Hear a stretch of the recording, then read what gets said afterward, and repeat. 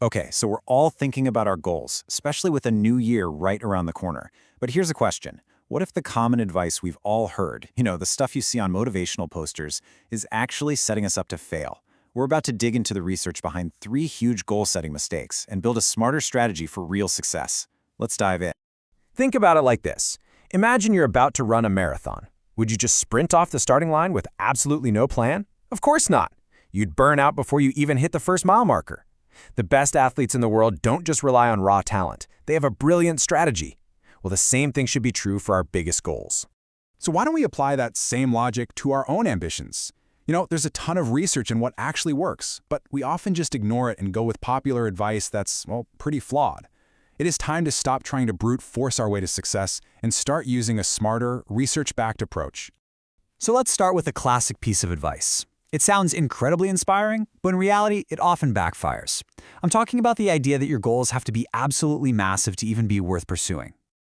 You know the one. Shoot for the moon. Even if you miss, you'll land among the stars. The idea is to set a huge, audacious goal that both inspires and kind of terrifies you. But the research, it paints a much, much different picture. Okay, so this is where we have to talk about the difference between leap goals and stretch goals. A leap goal, like losing 100 pounds, often feels so impossible that it's just paralyzing. And when you inevitably fall short, it doesn't inspire you, it completely crushes your motivation. A stretch goal, on the other hand, is designed to be challenging, but achievable. Every small win builds your belief, and it fuels the fire you need to keep pushing forward. And here's the crucial part. Your brain has to genuinely believe the goal is possible. By all means, have a grand vision for your future, but focus your immediate goal on something you can actually wrap your head around, like losing the next 5 pounds, not the full 50. Once you hit that, you set the next one. Momentum is built by stringing together these believable wins, not by getting overwhelmed by a finish line that's miles away.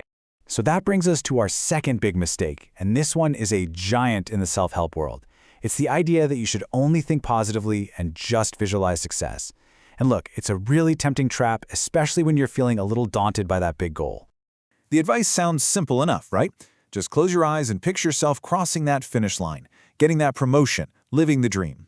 It's supposed to be this huge motivator, but it comes with a pretty significant and often hidden downside. Here's the problem with that. When you only visualize success, you're totally unprepared for obstacles. And when things inevitably go wrong, a missed workout, a rejected proposal, your brain sees it as a sign of failure, and your motivation just plummets. But there's a much better technique that actually prepares you for the reality of the journey.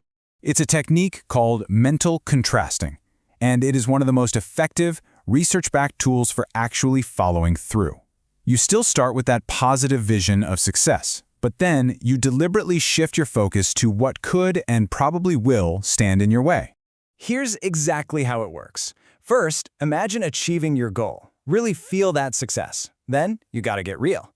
What is gonna stand in your way? A busy schedule, a lack of energy, that tempting pizza place on the corner? Identify those obstacles. Finally, make an if-then plan for how you'll handle them. If I feel too tired to go to the gym, then I will just do a 15-minute workout at home. This way, you're not just hoping for the best, you're actually prepared for the reality. All right, on to our final mistake. This one is all about what we choose to focus on and celebrate during the journey. And if you have a realistic goal and a plan for obstacles, this is the part that keeps the whole engine running. We're often told to just focus on the end result, right? Keep your eyes on the prize. Don't celebrate the small wins, save all that satisfaction for the finish line. But this mindset completely ignores the single most important part of the entire process. The crucial shift is moving from rewarding results to rewarding actions. Why? Because you can't always control the outcome. The market might shift, a competitor could make a move, or sometimes luck just doesn't go your way. But you know what you can always control?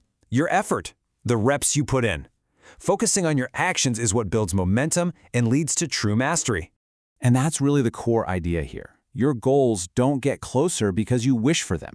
They get closer because you create forward movement.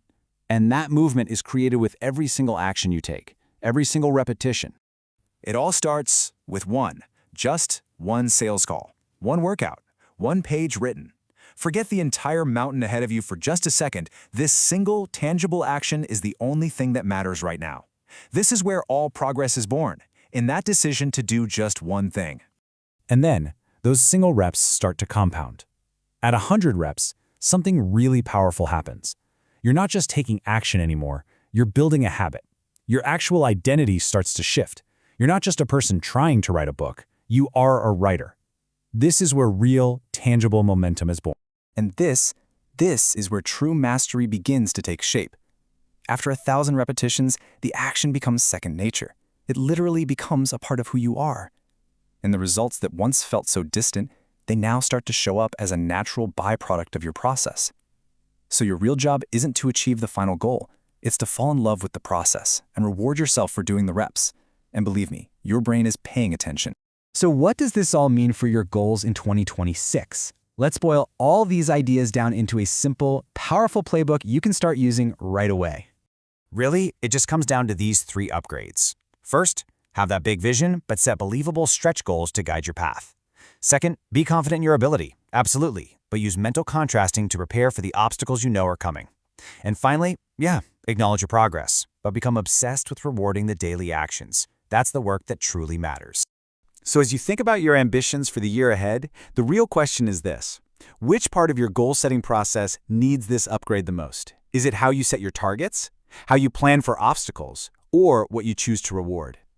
Getting that one piece right could be the difference between another year of frustration and a year of real, sustained progress.